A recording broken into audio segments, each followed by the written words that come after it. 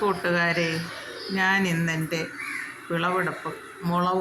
വിളവെടുപ്പാണ് ഞാൻ കാണിക്കുന്നത്. ഇതാ ഇത് നോക്ക്, എൻ്റെ മാലിമുളക് നല്ലതുപോലെ കായ്ച്ചിട്ടുണ്ട്. എനിക്ക് എപ്പോഴെപ്പോഴും പറിക്കാനുള്ള മുളക് അതിൽ കിട്ടുന്നുണ്ട്.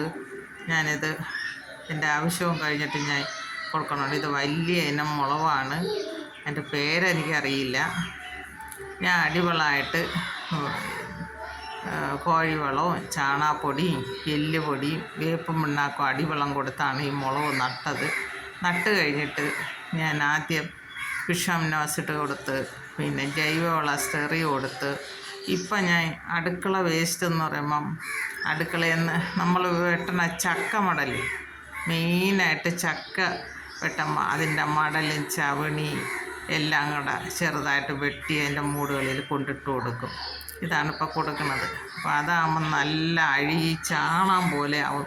പെട്ടെന്ന് നമ്മളെ മുളകെല്ലാം തഴച്ച് കയറും.